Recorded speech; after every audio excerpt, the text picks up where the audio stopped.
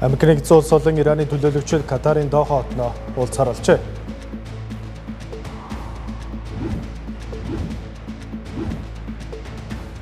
Йений ан шам долларын эсрэг сүүлийн 40 жилийн хамгийн доод түвшинд өрлөө.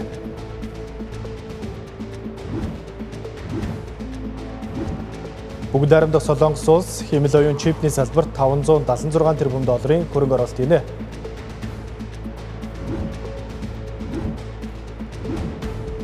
Украины дроны цохилтын улмаас Оросын 56 бүс нутагт шатхууны онцлог үүсэж байна.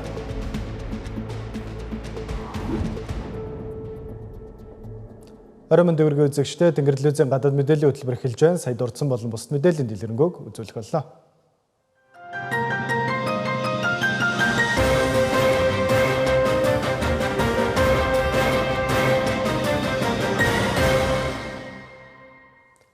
Америк нэгдсэн улс болон Ираны төлөөлөгчид харилцан ойлгомжлолын санамж бичгийг хэрэгжүүлэх зорилгоор Катарын Доха хотноо уулзалт хийхээр болсныг Америк нэгдсэн улсын ерөнхийлөгч Дональд Трамп мэдгдлээ.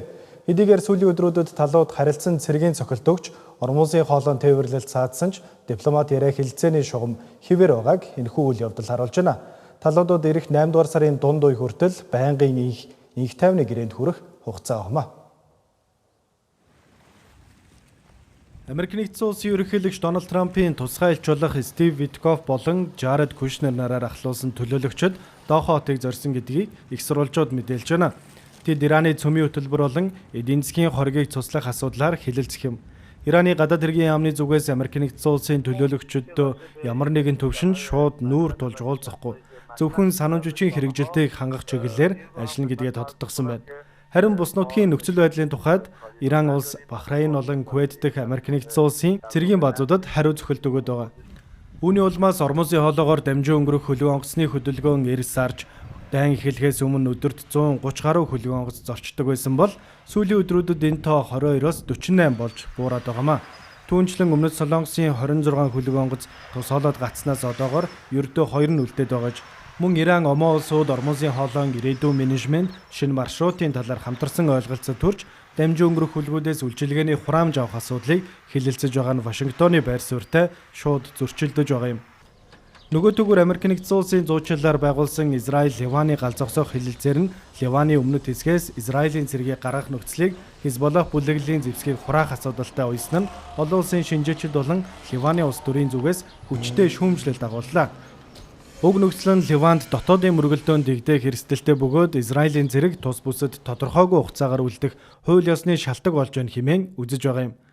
Түүнчлэн 2 дугаар сарын 28-наас эхэлсэн Ираны дайнаас үүдэлтэй шатхууны үнийн өсөлтийг тогтворжуулахын тулд Америк нэгдсэн улс стратегийн газрын тосны нөөцнөөсөө 5.5 сая баррелийг нэмж гаргасан байна. Ингэснээр Америк нэгдсэн улсын нийт газрын тосны нөөц 1983 оноос хойш хамгийн доод түвшиндээ хүрч буурчээ. Гэвч үүний үр дүнд Америк нэгдсэн улсад шатхууны дундаж үн хурдтай буурж байгааг ерөнхийлөгч Дональд Трамп онцолжээ. Японы үндэсний валют болох йений ам доллартай харьцах анш сүүлийн 40 жилийн дүгэнд хамгийн доод зэгтээ өрлөө. Америк нэгдсэн улсын Албаны нөөцийн банкны мөнгөний хатуу бодлого болон ойрхон дорндод үүсэж байгаа геополитикийн хурцтмал байдал нь ам долларын бусад голлох валютуудын эсрэг чангарах суур шалтгаан болж байгаамаа. За мягмар гарагийн арилжаагаар йений анш 1 долларын эсрэг бол 162.41 төгрөж суларсан бөгөөд одоогийн байдлаар 162.23 орчимд хэлбэлзэж байна. За энэхүү огцом уналтын дараачаар Японы сангийн сайд Сацуку Катаяма мэдээлэл хийж Японы валютын зах зээл дэх огцом савлгааны эсрэг шийдвэртэй алхам хийхэд бэлэн гэдгээ мэдгдлээ. За мөн засгийн газрын хэрэг эрхлэх газрын дарга Миноро Кихара гадаад валютын хэлбэлзэлд өртөмтгий бус эдийн засгийг зохицохын тулд шаардлагатай бүхий л арга хэмжээг авна гэдгийг онцолсон байна. Хэдийгээр Японы төв банк инфляцийн дарамтыг намжаах зорилгоор бодлогын хүүгээ 1% түргэж сүүлийн 30 гаруй жилийн түүхэнд хамгийн өндөр түвшиндээ авчирсан ч Америк нэгдсэн улс болон Японы хоорондох хүүгийн асар их зөрүү нь йений аншийг сулруулсаар байгаамаа. За Япон улс өнгөрсөн 4 болон 5 дугаар сард йенийг хамгаалахын тулд 11.7 их найд йен буюу 72.8 тэрбум долларын валютын нөөцийг зах зээлд нийлүүлсэн ч ханшийн хөдөлгөөнийг удаан хугацаанд ийхүү тогтоож чадсангүй. За энэ нь тус улсын түүхэнд хамгийн өндөр дүнтэй мөнгөний нийлүүлэлт байсан юм. За түнчлэн ойрхон дорндох дайны нөхцөл байдал нь дэлхийд дахинд инфляцийн айдсыг төрүүлж, за төв банкуудын мөнгөний бодлогын хүүг бууруулах төлөвлөгөөг хойшлуулсаар байна. За энэ нь ам долларын индексийг 101-132 хүргэж евро болон бусад томоохон валютуудын сулрах шалтгаан болж байгаа гэдгийг бол эдийн засагчид болон хөрөнгө оруулагчид үзэж байна. Дараагийн мэдээлэл хүргэе. За бүгд найрамдах Солонгос улсын ерөнхийлөгч Ли Жэ-мyon хагас дамжуулагч болон хэмэл оюуны салбарт дэлхийд тэргүүлэгч байр сууриа баттгах зорилгоор 576 тэрбум гаруй долларын өртөгтэй түүхэндх хамгийн том мега төслийг албан ёсоор танилцууллаа. За энэхүү шийдвэр нь тус улсын технологийн салбар дахь зах зээлийг тэлэхээс гадна Сөүл орчмын төвлөрлийг саруулж эдийн засгийн хөгжлөөр хоцрогдоод байсан баруун өмнөд бүс нутгийг сэргээх ерөнхийлөгчийн сонгуулийн амлалттай шууд уялдаж байгаамаа. Их үсрэлтийн 3 мега төсөл нэртэй энэхүү хөтөлбөрийг ерөнхийлөгч Ли Жэ-мyon санахуйн чипний зах зээлийн голдгологчид болох Samsung Electronics болон SK Hynix компаниудын удирдлагуудтай хамтран шууд эфирээр зарласан байна. Төслийн хүрээнд тус хоёр гигант компани ханган нийлүүлэгчтэй хамт нийт 800 их найд вон буюу 518 тэрбум долларын хөрөнгө оруулалтаар тус улсын баруун өмнөд ус болох Гуанжу хот болон өмнөд Жола мужид тус бүр 2 шинэ чипний үйлдвэр барихаар болжээ. Мөн Сөүл хотын ойролцоох Чунчон бүсэд чипний сав баглаа бодлын кластер байгуулахад 81 их найд воныг зарцуулахаар тусгасан байна. Солонгосын Samsung болон SK Hynix нь High Band Memory буюу өндөр зурвасын санахуйн чипний зах зээлийн 80 орчим хувийг бүрдүүлдэг бөгөөд шинэ төслийн тусламжтайгаар орчин үеийн компьютер, ухаалаг гар утас, сервер дөргөнөөр ашиглагддаг DRAM чипний үйлдвэрлэлийг эх 5 жил 2 дахин нэмэгдүүлэхээр зорж байгаа юм. Хэмэл оюуны эрэлттэй холбоотойгоор дэлхийн нийтэд санахуйн чипний өмсдөл үүсээд байна. Үүнтэй холбоотойгоор Samsung, SK Hynix, Америк нэгдсэн улсад төвдөө микрон компаниудын зах зээлийн үнэлгээ огцом нэмэгдэж 1 их 80 долларын үнэлгээг даваад байгаа лээ. Үүнээс гадна Солонгос улсад робот техникийн кластер байгуулж 2035 он гэхэд хэмэл оюуны өвгөдлийн төвөдөд 1000 гаруй их 80 воны хөрөнгө оруулалт хийхээр төлөвлөжээ. Хэдийгээр засгийн газар бүс нутгийг сэргээгдэх эрчим хүчний арвин нөөцтэй тул үйлдвэрлэлд давуу талтай гэж үзэж байгаач мэрэгжилтнүүд дэд бүтцийн эрсдлийг сануулж байна. Тухайлбал SK Hynix-ийн тэргүүн Чэ-Тэ Вон чипний үйлдвэр барихад асар их газар нутаг, ус, цахилгаан болон нарийн мэрэгжлийн боловсон хүчин шаардлагатайг дурдаад байршлыг эцэслэн тогтооход хугацаа хэрэгтэйг онцолсон байна. Энэхүү мэдээллийн дараачаар хөрөнгийн бирждээр Samsung компани 1 хувьцааны анш 486 хувиар, SK Hynix компани 1 хувьцааны анш 168 хувиар тус тус сонсон бөгөөд шинжээчид ирээдүйд хэмэл оюуны эрэлт бууруул зах зээл бүтээгдэхүүний илүүдэл үүсч эдийн засагт ноцтой хохирол дагуулж болзошгүйг анхааруулж байна. Украины дорооны довтлогооны улмаас Оросын холбооны улсын газрын тосны байгууламжууд сүйдэж улмаар шатхууны хомсдол үүсэж байгаа. За Кремль үүнийг Дайны фронт дахь нөхцөл байдалд нөлөөлөхгүй гэж мэдэгдэж байгаач Оросын холбооны улсын ерөнхийлөгч Владимир Путин улсын хэмжээнд шатхууны нөөцд ноцтой төвшөнд хүрснийг анх удаа олон нийтэд ил тод хүлээн зөвшөөрсөн мэдээлэл хийжээ. За Украины зэвсэг түвшин Оросын газар нутгийн гүндэх газрын тосны боловсруулах үйлдвэрүүд, эрчим хүчний станцууд болон цэргийн логистикийн зангилаануудыг онолсон дроны цохилтоо эрчимжүүлж байгаа. За ганцхан шөнийн дотор гэхэд л Оросын 12 бүс нутагт 660 гаруй дрон нэвтэрсэн бөгөөд үүний улмаас Славянск, Ярославс зэрэг томоохон үйлдвэрүүдэд гал авсан байна. За үр дүнд нь Оросын 56 бүс нутагт шатхууны хязгаарлалт тогтоож, за Кремийн хойгт иргэдэд шатхуун худалдаалахыг зогсоож он цойдол зарласан байна. За ерөнхийлөгч Владимир Путин сангийн яам болон за газрын тос боловсруулах томоохон компани удирдлагуудтай яаралтай хуралдаж дизель түвшний экспортыг бүрэн хориглох асуудлыг хилэлцэж эхэлжээ. Тэрээр телевизэд өгсөн ярилцлагада түвшний омсдол үүснэ нь үнэн боловч энэ нь фронтын шугамд нөлөөлөхгүй гэдгийг онцолж, за агаарын довтлогооноос хамгаалах системийг яаралтай нэмэгдүүлэхийг тушаасан байна. За нөгөө талаас Украины ерөнхийлөгч Володимир Зеленский Оросын холбооны улсын дайны эдийн засгийг туйлдуулах энэхүү тактик нь үр дүн өгч Оросыг инх тайвныг сонгохоос өөр аргагүй байдалд оруулж байна гэж гис утгатай юм мэдээлэл хийсэн. За харин Кремль 2024 онд дэвшүүлсэн шаардлага болох Украины 4 бүс нутгийг Оросод шилжүүлэх НАТО дэлгэцээс татгалзах нөхцлөөсөө ухрахгүй гэдгээ мэдэгдэж, за Киевийн галын шугамыг хязгаарлах саналыг няцаажээ. Нөхцөл байдал энэхүү хурцтаж байгаач Оросын холбооны улсын цэргийн цохилтууд үргэлжилсээр байна. За даваа гарагт Оросын зарим Днепр, Запорожье, Харьков зэрэг хотуудыг пуужин болон чиглүүлэгч бөмбөгөөр бөмбөгцсөний улмаас 10 хүн амьнасаа алдаж, за олон 10 хүн шархсан байна. За түүнчлэн Европыг нөмөрсөн агаарын хит халдтын улмаас Украины эрчим хүчний сүлжээнд нэлээдгүй ачаалал үүсэж хэд хэдэн бүс нутагт цахилгааны хязгаарлалт хийж эхэлсэн гэдгийг бол зарим нэг их сурвалжууд мэдээлж байна. За Оросын холбооны улс болон Украинтай холбоотой хамгийн сүүлийн үеийн мэдээлэл юм байна. Дараагийн мэдээлэл хүргэе. За Америкийн нэгдсэн улсын дээд шүүх ерөнхийлөгч Дональд Трампын гүйцэтгэх захирал засаглалын эрх мэдлийг урьд өмнө байгаагүйгээр тэлсэн шийдвэрийг гаргалаа гэдгийг олон улсын хэвлэлүүд онцолж байна.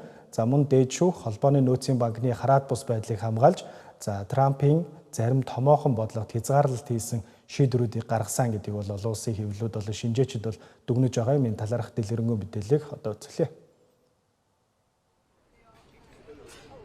Нэгдүгээр Америк нэгдсэн улсын дээд шүүх 6-3 харьцаатаагаар ерөнхийлөгч Франклин Рузвельтийн үеэс буюу бараг 100 жилийн турш мөрдөгдөж ирсэн хууль эрх зүйн жишгийг хүчингүй болгожээ.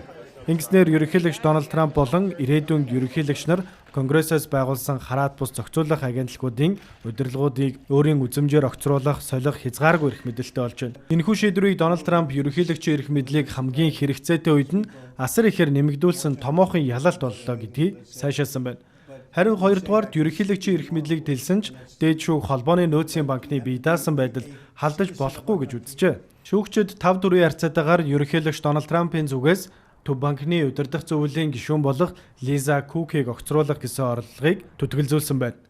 Мөн дээд шүүх сонгуулийн өдрөөс өмнө шуудангаар илгээсэн боловч сонгуулийн дараа ирсэн саналын хуудсыг мужууд үргэлжлүүлэн тоолохыг зөвшөөрсөн шийдвэр гаргасан нь Дональд Трампын сонгуулийн шинжилгээний бодлогод томоохон цохилт оллоо гэдгийг олон улсын шинжээчид үзэж байна. Харин 3-дугаарт дээд шүүх ерөнхийлөгч Дональд Трампыг сэтгүүлч Ижен Кэролыг гүтгсэн эргээр оноосон $5 сая иргэний нөхөн төлбөрийн шийдвэрийг дахин авч хэлцгээс татгалзжээ. Ингэснээр Дональд Трампын уг торгуулийг цуцлуулах эрх зүйн тэмцэл эцэлэгдэж шүүхийн шийдвэр албан ёсоор хүчин төгөлдрүүлдэж байна. Тэнгэрлэгчийн гадаад мэдээллийн хөтөлбөр үргэлжлэж байгаа үзэгчдээ хөтөлбөрийн хэсэг зарим мэдээллийг товчоор үзүүлье. Хөлбөмбөгийн дэлхийн аварга шалгаруулах тэмцээний хасагдах шатны тоглолтууд эхэлсэн байгаа. За хасагдах шатны эхний дуйлааныг Германы хүчирхэг багийг Парагвайн шигшээ баг буулга авснаар эхний дуйлааны эзэд боллоо. За мөн Мороккон шигшээ баг Нидерландыг торгуулийн цохилтоор буулга авсан байна. За харин Японы баг сүүлийн мөчид гол алдаж 2-1 харьцаатаагаар Бразилийн багт хожигдлоо. За энэхүү Япон, Солонгосын багууд эх оронлогоо буцахаар болжээ. Венесуэл улсад 5 хоногийн өмнө тохиолдсон 7.2 болон 7.5 магнитудын хүчтэй газар хөдлөлтийн улмаас амиа алдсан хүмүүсийн доо 1700 давж 5034 хүн бэртэж 15866 иргэн орон гэргүй болжээ. Нурангаас амьд хүн аврах ажиллагаа улам бүр хүндэрсээр байгааг албаныхан мэдээлж байна. За гамшиг нэрвэгдсэн бүс нутгуудад засгийн газрын зүгээс тусламж үзүүлэх дэмжлэг хангалтгүй байгаад иргэдийн бүхэмдэл туйл давирсан бөгөөд хэдэн 10,000 хүн сургаггүй алга болсон гэж тооцогдож байна. За энэхүү байгалийн гамшиг нь тус улсын дотоод улс төртөө бас хүн холбогдож байгаа гэдгийг бол их сурвалжууд мэдээлж байна. За гамшигын гол голомт болох Лагуара мужид олон мянган олон улсын 30 орны 3600 гаруй аврагч 118 эрэлж нохоо тусламжийн багууд ажиллаж байна. Бүгд найрамдахад ард улсаас дөрвж Америк нэгдсэн улсад суурилсан үл хөдлөх хөрөнгийн тэр бумтаасан Go Wang-г тэр бум орчим долларын санхүүгийн ловер хийсэн хэрэгт буруутган Америк нэгдсэн улсын холбооны шүүхээс 30 жилийн хорих ял оноожээ. За тэрээр Хятадын коммунист намыг шүүмжлэгч харчлалыг дэмжигчийн дүрэсгэж өөрийн дагагчдыг заллан мүлдсэн бөгөөд шүүхээс түүний хууль бусаар олсон $889 сая хураах шийдвэр гаргажээ. Шүүх хуралд гэрчээр оролцсон хохирогч Wei Chen энэхүү ловер миний гэр болон гэр бүлийн амьдралыг бүхэлд нь сүрүүлсэн хэмээн мэдгдсэн байна. За түүнийг Хятадын коммунист намын эсрэг үзэл бодолтой дэлхийд аярах 1000 гаруй хүнийг залилсан гэдэг хэрэгээр шүүж байгаамаа. Дэлхийн томоохон автомашин үйлдвэрлэгчид болох Ferrari, BMW компаниуд цахилгаан болон хайбрид хөдөлгөөртэй шин загваруудаа зэсийн оронд илүү хөнгөн өртөг багтаа хөнгөн цагаан утас ашиглаж эхэлжээ. За батарей зохион бүтээгдснээс хойш 200-ны туршид цахилгаан дамжуулагчийн гол түүхийн хідвэсээр ирсэн зэсийн үн сүүлийн жилүүдэд огцон өсөж, мөн цахилгаан автомашины жинг бууруулах зорилгоор энэхүү инновацийг нэвтрүүлж байгаа гэдгийг бол мэдгдсэн байна. За Америк нэгдсэн улсын томоохон банкуудын нэг болох JP Morgan-ы таамаглаж байгаагаар автомашин үйлдвэрлэгчдийн энэхүү шийдвэр нь энэ онд дэлхийн зэсийн эрэлтийн 2% нөлөөлж 2030 он гэхэд 6% хүрч магадгүй гэдэг тооцооллыг хийжээ. Amazon компани өөрийн нэрээр хууль бус худалдаа авалт хийлгэсэн иргэний мэдээллийн хулгай хохирогч болсон хэрэглэгчдэд шаардлагатай гүйлгээний түүх баримтыг хуулийн дагуу гаргаж өгөөгүй гэх Америк нэгдсэн улсын засгийн газрын гомдлыг шийдвэрлэхийн тулд 225 сая долларын нөхөн төлбөрийг олгохоор тохиролцсон байна. За Вашингтон хотын холбооны шүүхэд даваа гарагт гаргасан шүүхийн баримтаас үзвэл Америк нэгдсэн улсын холбооны худалдааны комисс буюу FTC-гийн шийдвэрээр тус компаниг Америк нэгдсэн улсын зээлийн тайлагналын шударга байдлын тухай хуулийг зөрчсөн гэх үндслээр шалгаж эхэлсэн байна. Тэнгэр телевизийн гадаад мэдээллийн хөтөлбөр та бүхэнд хүрэлээ үзэгчдээ анхаарлаа тусанд баярлалаа.